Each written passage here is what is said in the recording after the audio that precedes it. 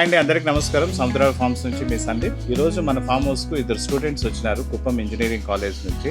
వాళ్ళు second year నుంచి third ఇయర్కి వెళ్ళినారు. వాళ్ళకు ప్రాజెక్ట్లో భాగంగా ఆర్గానిక్ ఫార్మింగ్ గురించి తెలుసుకోవాలి, ఏ విధంగా మన ఫామ్ హౌస్లో ఆర్గానిక్ పంటలు మనం పండిస్తున్నాము, అదేవిధంగా సేంద్రియ ఎరువులు ఏ విధంగా మనము తయారు చేస్తున్నాము అనేటువంటి విషయం వాళ్ళు తెలుసుకోవాలని వచ్చినారు.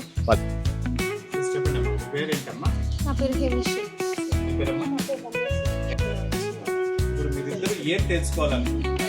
ఆర్గానిక్ ఫార్మింగ్ ఎలా చేస్తున్నారు, ఏమేమి యూసెస్ అని తెలుసుకోవడానికి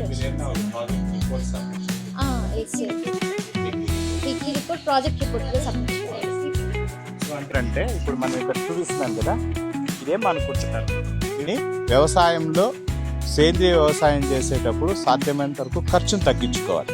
కంపోస్ట్ ఏంటంటే, మీరు ఎప్పుడైనా వానపాముల గురించి విన్నారా? ఎరువు ఇస్తుంది సార్.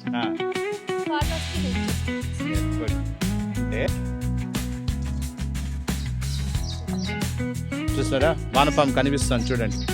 చూడండి, it's called earth bomb. Photo తీసుకోండి. ఇప్పుడు మీకు అర్థమైందా వర్మీ కంపోస్ట్? ఏదైనా మీకు డౌట్స్ ఉన్నాయా? ఈ వర్మీ కంపోస్ట్ చేస్తారు, ఏమైనా డౌట్స్ ఉన్నాయా?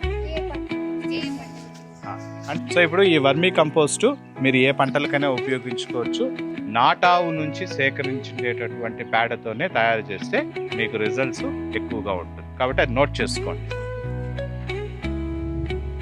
Less investment, more comfort.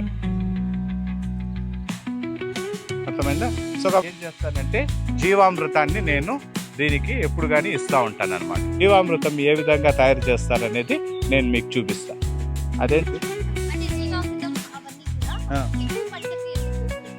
ఎంత పంట మీరు ఎంత ఒక 200 లీటర్ల నీళ్ళలో కానీ మీరు జీవామృతం తయారు చేసినారు అంటే దాదాపుగా 2 ఎకరాల భూమికి మీరు జీవామృతాన్ని అందించవచ్చునండి. పిండి, ఆ కానక పిండి, అదేవిధంగా వేప పిండి, ఇవి రెండింటినీ మనము నెలకోసారి కానీ ఇక్కడ పాదులు తీసి ఆ చెట్టు కింది భాగం పెట్టినామంటే లాస్ట్కి నాకు చేతికి వచ్చింది ఇంతే చాలు. ఎందుకంటే నేను, నా కుటుంబము, మెయిన్ మన పిల్లలు మీరే కదమ్మా భవిష్యత్తు.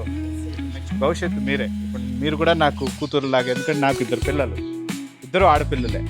రేపు వాళ్ళు బాగుండాలి. మనము ఇన్ని రోజులు మందులు కొట్టిండే తిన్నాం. ఏదో దేవుడు అవకాశం ఇచ్చినాడు కాబట్టి ఇలాంటి పరిస్థితుల్లోన మంచి ఫుడ్, ఆరోగ్యకరమైన ఫుడ్ తినాలి. నెక్స్ట్ తరం అనేది బాగుండాలనే ఉద్దేశంతోనే